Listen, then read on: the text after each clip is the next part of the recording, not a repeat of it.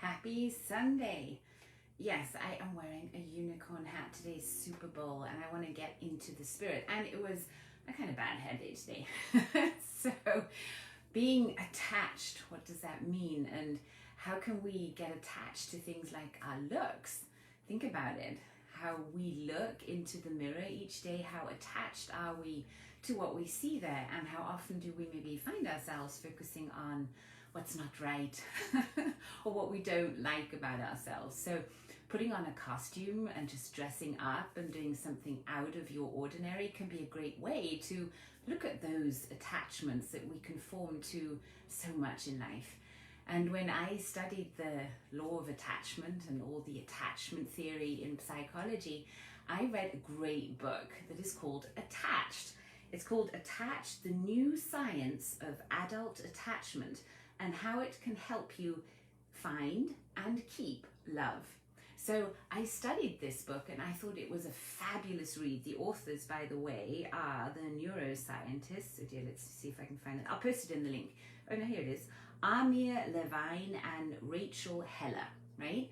And these neuroscientists really dug deep into the theory of attachment and how attachment is formed and how we formed attachment in childhood really programs us in a certain way of how we will do attachment later on in life, also in our adult relationships.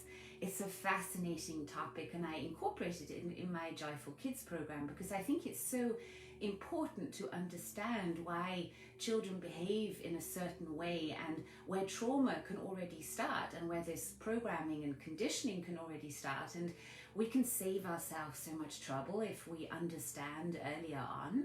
So I thought, let's talk about attachment and how attachment is formed in early childhood. So there were tests done with children, and these are famous psychological tests. And in these tests, they would take children into a room that was filled with toys and had a nice supervisor, a sort of nanny type person sitting there.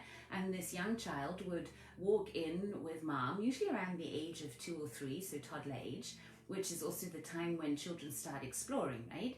And start leaving mama's nest for longer periods of time. So they would take this child and mom into this room and there would be lots of toys, and after a time mom would leave. And then the child would react in a different way. And there were kind of 3 ways that children would react, and they're kind of subways to this. But these 3 ways are: you either have a secure form of attachment, and that would be that the child would be upset when mom goes out of the room, but would after a time calm down and go back to playing. And then when mom comes back, be happy to see mom, right? And be able to connect again to mom and feel secure in all situations. That's safe attachment. But then you'll also have children who, when mom goes out, get really upset, do not calm down, get really, really agitated and frustrated, and then maybe even shut off, will sort of sit there and do nothing. And then when mom comes back, be really, really upset with mom and not calm down at all and kind of stay very clingy, sitting on mom, making sure she doesn't go away again. So form an insecure type of attachment, right? And then you'll have a group of children where mom will go, child will be upset, will show that upset behavior in different ways, but when mom comes back, is no longer interested in mom, kind of dismisses mom, ignores mom, will not connect with mom again. So the avoidant form of attachment. And now look at adult relationships. Look at especially toxic relationships. Toxic relationships are usually formed between an insecure person, an insecure form of attachment, and an avoidant attachment. That seems to be a chemical explosion because you've got kind of these polar opposites. You've got this one who really needs a lot of safety, a lot of commitment, a lot of holding on to feel safe. And then you have the other one who's not even going to go there anymore, right? Where intimacy is really difficult, and where you will find more the types of I don't want a relationship, who will have one, toxic relationship after the other, but never be able to really find that true intimacy that they're actually yearning for in life. So avoidant and an avoidant attachment type hardly ever attract each other that much because they're so, detached from everything. They're not going to find that chemical interest and that actually growth potential that they're secretly looking for. So the insecure and the avoidant often get together, and that can be truly toxic. And it takes a lot of growth from both sides to be able to transform that relationship into a safe relationship. So reading this book, I had a lot of insights, and I also learned that, at least this is true for me, I think we can go through different phases of showing a form of attachment depending on the relationship that we are in and the relationship that we have to ourselves. So if I look at my own track record of relationships with men, for instance, then I can clearly see that in my first marriage I attracted an avoidant type, and that avoidance in him triggered the insecurity in me. Although I see myself as someone having had a very safe form of attachment. I had a beautiful childhood. I was very cared for. I had no forms of abuse in any way. So I'm really lucky. And although I'm such a safe and confident person in myself, I had to do a lot of learning by meeting different types of people, and especially in intimate relationships with men, this is triggered massively, right? To learn these different types of men and learn how to deal with that, how to keep finding my own power and strength, even though insecurity was triggered in me massively. So we can go through phases of attracting exactly that we need to learn from. And if we're able to do that in a loving way, and also know when it's time to get out, right, and choose something new, that can be a very powerful path of growth, right? And then if I look at the relationship that I had after my first marriage, so I was married for 17 years, and then I fell in love with Gracie's dad, and he was a very insecure form of attachment type, right? And at that time I was more definitely the avoidant, because I'd just been through a painful divorce. I didn't want to get in a relationship. It was like, you behave, you do what I say, or, you know, boundaries are super clear.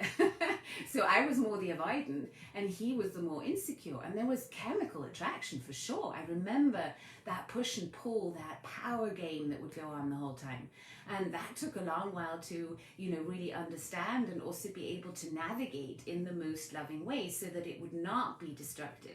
Because you see, especially due to the fact that we have a child together, I wanted to make this relationship turn into something beautiful. So it could be a friendship again. And, you know, we made it happen. Although the relationship that, you know, we had when we were together was really, oh my God, explosive. But now we're really friends. And yeah, it took a while, but I really applaud both of us for having had the courage to stay committed to that initial reason to get together, and that was love. And I think when we stay committed to that original intent that we had when we get into a relationship with anybody, it is love. And if we can still find that seed of love, and we can agree that that love is still there, then it's just about finding a way to get each other's needs met in a healthier way. And I say step number one there is that everybody takes care of themselves better. I remember being in many mediation classes and psychological sittings. You know, I've really worked hard on this topic. And at some point, a psychologist asked me, she said, well, you know, what is your idea for a relationship? What should be this caretaking? And at that point, I was with the dad of Grace. I said, well, I think everybody should take care of themselves and everybody would be cared for. And my partner at that point nearly fell off his chair, and he said, that's exactly my point. You don't care about me, because that was his trauma, right? Regardless of what I would do, however I would try to divide my attention between 3 children, my business, keeping myself afloat, and this relationship with someone who was very demanding of attention, that was his worst nightmare, but it was my truth. And I had to learn to really own that truth and be my most loving self, even though a lot would not agree with me, would say, how could you be so egotistical? How could you choose for yourself then? I said, well, I have to. I learned in 17 years of marriage beforehand that the only person who can take care of herself is me. I've got to do it. And when I show up to that and do take care of myself and keep clear boundaries, and I'm able to communicate my needs in a good way, in a loving way, not in a demanding way, right? Then everybody around me benefits too. So no matter where you see yourself on the spectrum right now in the relationship that is closest to you, whether that's yourself or a closest other, right? If you see, oh my goodness, I am the insecure type, or I'm the avoidant type, or oh my God, no, thank God I'm safe, right? It doesn't matter where you are right now. Make a little sort of check-in with yourself and see, can you see patterns in your past of what types of relationships would attract you? And I can see from myself, for instance, that I've always been attracted to, let's call them interesting relationships, very passionate relationships, relationships that have really made me and my partners grow. And you know, as much as my ex-partners might not really, I don't know, want to hang out with me right now anymore, they will all accredit me to the fact that they say, you know, you really helped me learn, you really helped me grow, and I'm the man that I am now because you fucking pushed me there. So believe in yourself, really. If it's true here, and you know that for you this is the right thing to do, then it's just about finding the most loving execution of that knowing. And I find that answer when I ask empowering questions. When I take a moment and I sit down and then I say, okay, what is the most loving thing that I can do for myself right now? And then I wait what comes up, and there's always an answer because our brain has to give us an answer. Cheers to that. Hi, Henning. Henning is saying, I'm so thankful that my wife and I take care of us together. Yeah, I think that's really important too. To see the relationship that you have as something that is sacred. It's something that you have invested so much time into. So if both partners take their responsibility for nurturing this relationship, for showing up as their best selves, it can only transform into something that becomes better and better. And I think that is true for all aspects of relationships. So we might have platonic relationships, we might have sexual relationships, you know, all different types. And I think in each of these relationships, we should all have our own terms of engagement. And my terms of engagement, my rules for engagement, took me a while to figure out and to be able to really write down in a really clear form. And if you're interested, I'd share them with you because that's who I am, and I believe in being authentic the whole way through. So if you're interested in knowing my terms of engagement, then give me a sort of little sign there, because I don't want to bother you with them if you're not interested. But you know, this took me a while to write down because I really had to do deep introspection into finding out, you know, what is important to me in relationships. Not only my marriage and the relationship I have with my children, but also in relationships with my tribe, with people that I work with. And yeah, am I seeing any? Do you want to see this? I'll just go for it. Okay, so my terms of engagement. Rule number 1, we are and stay free spirits. We don't own each other. And I actually have a little song that I like playing when I, you know, say this rule to someone. So this is normally something that I don't read online. It's more something that I will read to someone who's kind of interested in having a closer relationship to me. I said, okay, here are my rules. Rule number 1, we are free spirits. And then the song that I play is by Grace, and it's called You Don't Own Me. It says, you don't own me. Okay, so just to get that rule out of the way. Then, rule number 2, safety and discretion first.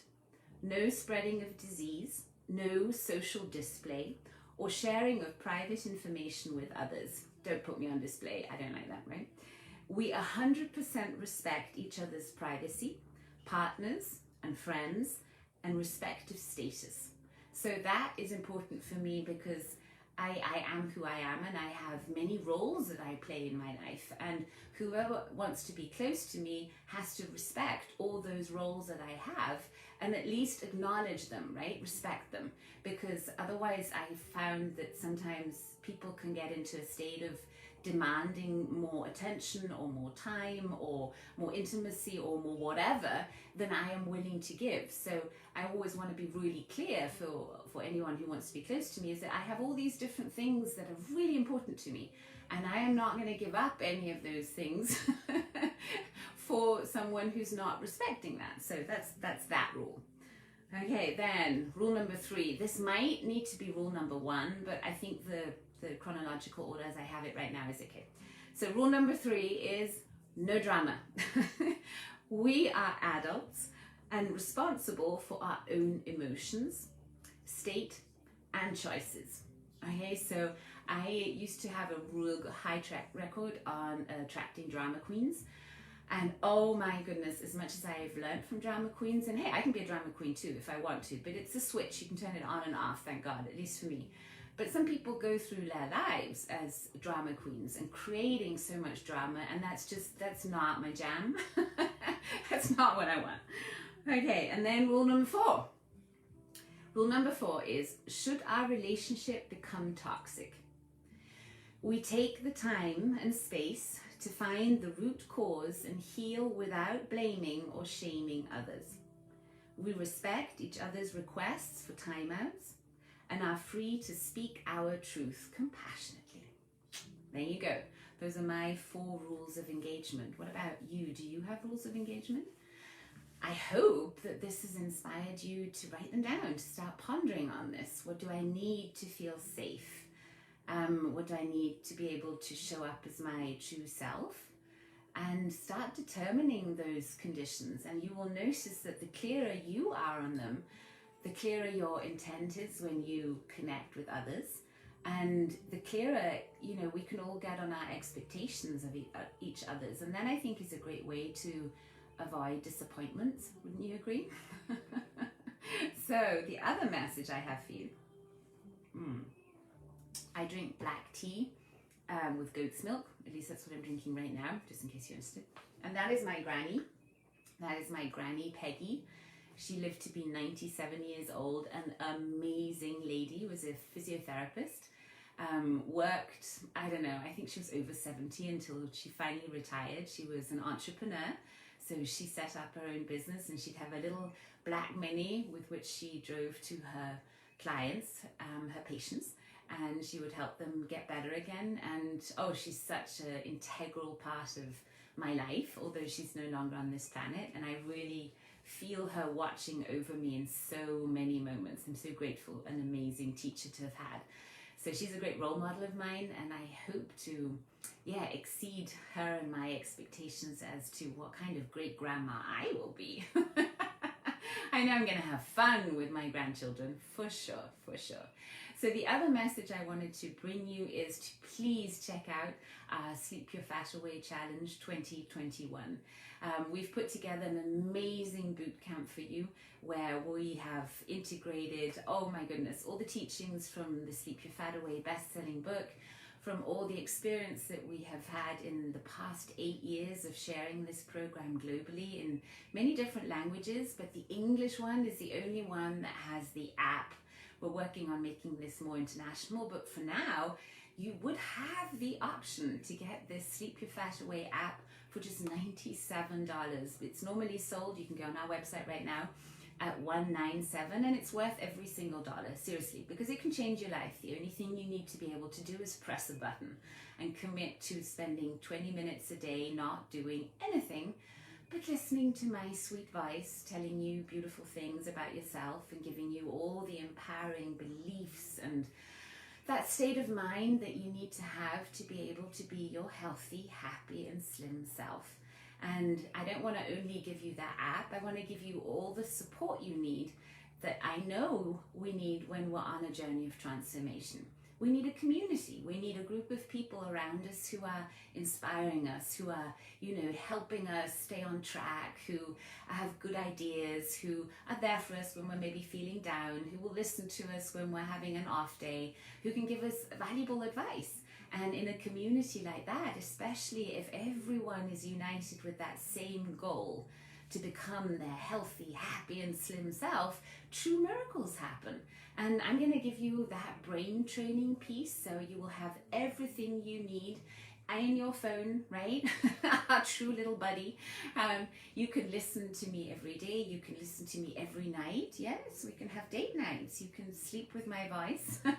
And I will tell you all the good things that you need to know to be a healthy and conscious eater, to take care of yourself, to love yourself, to believe in yourself, to know you're worthy, you're good enough, you're smart enough, you're not more than beautiful enough, you've got it all, right? When you hear that for 90 days, something changes. Something changes in your brain, something will change in your internal conversation. You'll start noticing that you'll become nicer to yourself, kinder to others. You'll start listening to your body's needs. You'll start finding creative ways to fulfill those body's needs. And that doesn't always have to be food or sleep. It could sometimes be outside in nature. Sometimes you'll tune in and you'll say, you know what, I just need to take a break and take a few deep breaths. And oh, I remember Joy shared that cool little yoga practice that I could do even in my office. And I could even do it in a skirt if I wanted to. And why didn't I do that for 5 minutes? Oh, and then Joy said, oh, take a joy break, take a dance break. And then you could put your favorite music on. You could put a silly unicorn hat on like me, and you could dance through your living room. You could move your body in a way that builds endorphins inside of you, right? There's so many things that we can do. And I'm going to share everything I know, I promise that. And you can join me for 5 days. If you want to say, nah, just gonna check the 5 days thing, let's see what this woman does. If we do that, then we will connect every single day, same time, same station, in our closed Facebook group, and we will do a little session together. And in this session, we will start clearing the sabotage that comes around holding on to too much fat, whether that fat is physical fat, or it's emotional baggage, or it's ancestral stuff, it's maybe stored emotions, it's trauma, it's drama, whatever it is, we can shift that. Because not only have I done it, I have helped thousands of people do it. Seriously, you can watch all my YouTubes, you can go on our Quantum Multiversity page, you can go to crystalline.com, check me out, and you will see that we've been doing this for years now. We, my husband, Dr. Roy, Martina and I, he's a holistic doctor, I'm the psychologist, and we've been training thousands of people in how to use the power of their mind to start instructing their body to do better things, to be healthier, to heal from all kinds of diseases. Because you see, when we teach our body and train our brain and relax and go into more meditative states, when we connect to the quantum field, there's so many different ways that you can achieve this goal. When you bring your body back in balance, when this and the body is all congruent, when what you see in the future as your goal, as your vision of the future feels right, and you can feel those positive emotions in your body to go along with that, and then you have the positive thoughts that lead to positive beliefs that will lead to positive action steps, that all creates positive, healthy habits. And if you do that for 90 days, you have become congruent with that. It's become an automatic program in you. It's that brain finally doing something that's actually helpful to you. So if you're interested in that, then do please check out our Sleep Your Fat Away Challenge 2021 and come join us. Let's make this a fun journey.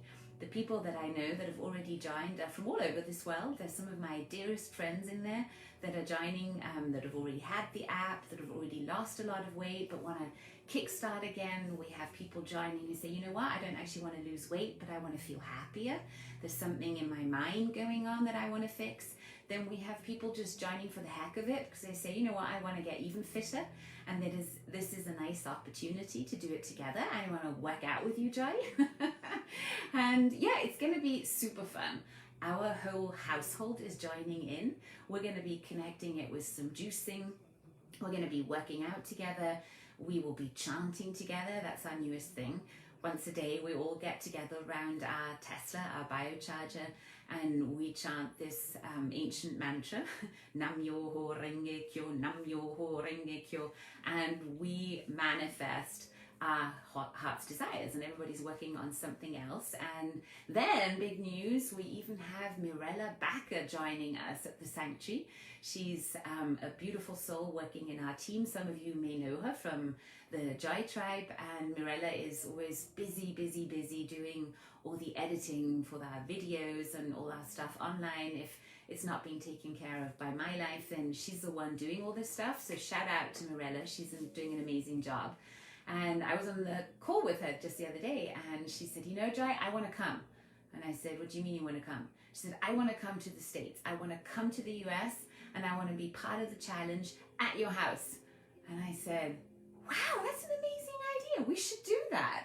So because it's a business trip, we can write her an invitation. She's allowed to travel. She has to get a CPR test and all that stuff done, but she is actually coming to Asheville. And she's brave enough to stay at our crazy sanctuary, beautiful family house. So that's going to be super fun. And she's going to be doing a lot of the filming. So finally I can share some yoga and some pranayama and sort of movement things with you that I can't really do well with this when it's just my iPad and me. So I'm excited for that. And I hope so many of you will join us on this because it's going to be rather fabulous. And this might be the only chance you get to do it live because we're recording everything and then it'll be ready for translation for all the other languages. But, you know, joining live does have its own little magic, don't you feel? Because, yeah, Mirella is amazing. I agree, Ingrid. Yeah, that was my little pep talk for you today on this beautiful Sunday or Monday or Tuesday, whenever you're listening to this replay. Thank you for joining me. Thank you for being a friend. Check in on your attachment style and just notice what you notice.